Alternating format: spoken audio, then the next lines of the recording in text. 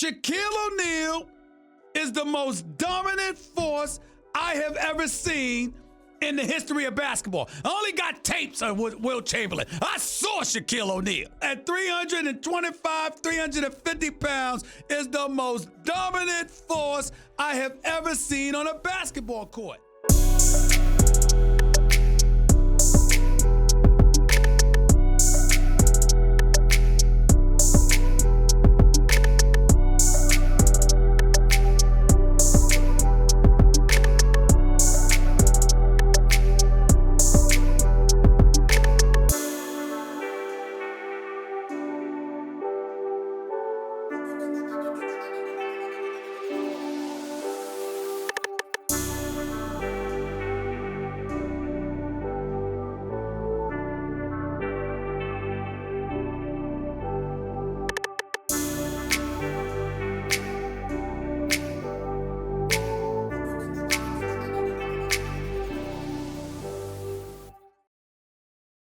Now it's starting to feel like a little summertime tradition to where we make a Shaq center build. Last time we did this was in 2K20, and it was one of my favorite builds to mess around with. It was just so overpowered. This year I wanted to bring it back, and as you guys can see, it's an offensive juggernaut. What we have going on here is a good driving dunk to dunk the basketball. We're gonna have a 99 standing dunk eventually, great close shot to finish around the rim, and a little bit of a nice post hook too. Now the only thing that's not a traditional Shaq-esque type of build is because we got free throw upgraded and we've got post fade. If we're this deep into the year, you don't want a build that can only finish around the rim.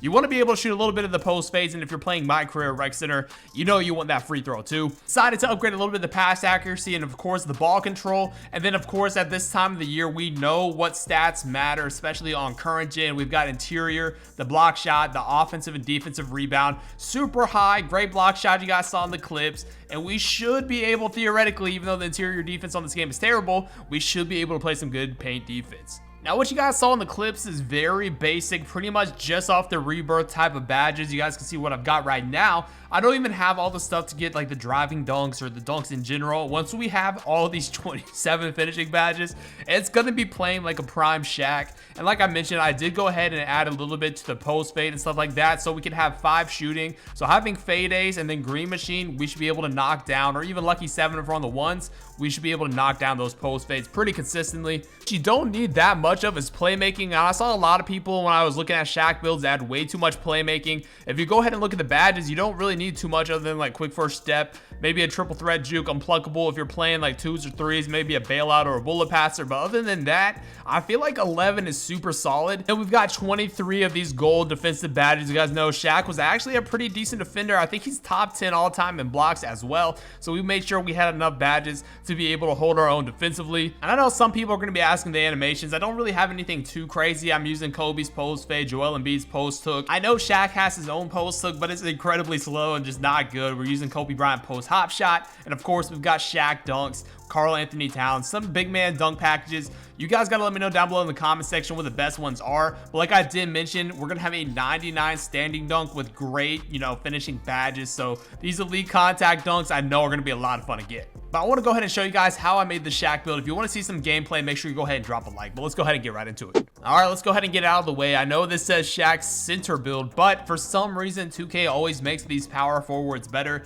7 foot and 7'1", not that much big of a difference. And 7-footers get a lot better attributes. So we went ahead and did the power forward here. I think this new pie chart they added this year is just literally prime Shaq written all over it. You can see the offensive stats and you can also see some of the solid defensive stats. I don't know if this is really the best pie chart for physicals. You guys let me know. I feel like Shaq has to have some strength and vertical and decent speed. So I think balance might be the best option here. This is how we're going to go ahead and upgrade this build. Our close shot's going to be maxed out. We're going to only take our driving layup to a 70 because I don't feel like driving layup is that important. Max out your driving dunk. The standing dunk, like I showed you guys, is going to be a 99. And go ahead and max out the post hook. Now, like I did mention, I know this is funny because it's a Shaq build, but you go ahead and max out your free throw and your post fade. I feel like this is more important than having a little bit extra playmaking because you're going to be able to hit that post fade. Like if you want to hit a post fade and they're playing in the paint, you're going to want to have to do that because you don't have a mid-range or a 3-point shot. So upgrade that. You've got 3 shooting badges. You could throw on gold fade ace if you want to, or just add extra badges.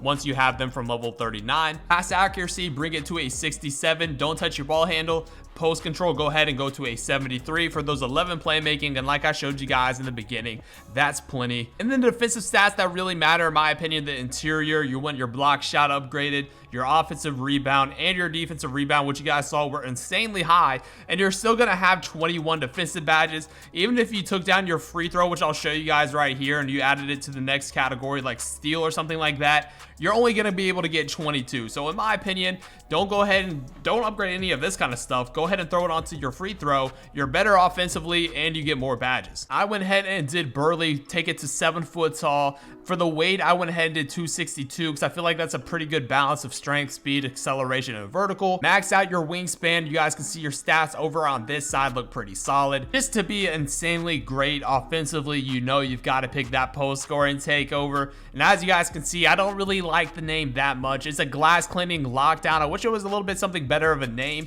but this build, in my opinion, is the perfect Shaq type of build. But these are the badges. If you just got the game today, you can make this exact build. And I'm going to show you guys, once you get everything, this is what you should use on this build. This is the route I took. Drop stepper is not the best because if you've played the ones court, you know people reach a lot. So I at least like to have it on silver just in case there's like a lock takedown there and you want to get a quick one off. You still will get the drop stepper animations. I like fast twitch and rise up just because this is such a good inside build. I want to make sure I get those big man contact dunks and I can dunk easier when I'm just standing there. Unstrippable, of course, if you guys don't use this, I would definitely recommend it, at least maybe on bronze or on gold.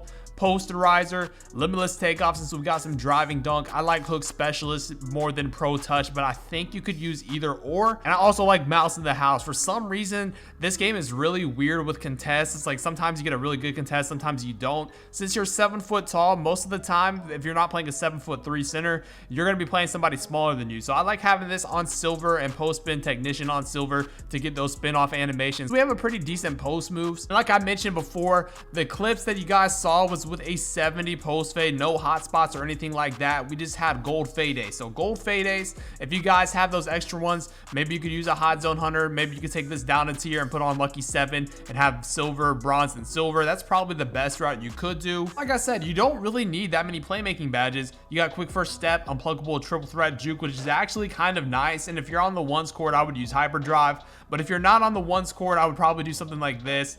Maybe throw on one of these. You actually do have a pretty good bullet passer, so maybe you can run something like this. What's nice about this build, you have a lot of badges and you don't have Hall of Fame ones, but you still have really good attributes. So rim protector, rebound chaser, all this other stuff you guys can use. If you're playing the ones court, I would do this. Maybe if you're playing the threes, maybe do a little bit more box out and maybe do some interceptor action and stuff like that. But you have a lot of badges that you could do a lot with, and you're not going to be a liability defensively. But let me know what you guys think down below in the comment section. If you're watching this far into the video, I just want to give you guys an update. We will be having the winning the 1v1 court on every build coming very soon. I'm trying to work on the rest of these builds, getting them to 99, and I cannot wait for that video. So make sure you go ahead and drop a like. If you want to see this build and some gameplay, make sure to comment down below. But until next time, it's been your boy Dignified. I'm out.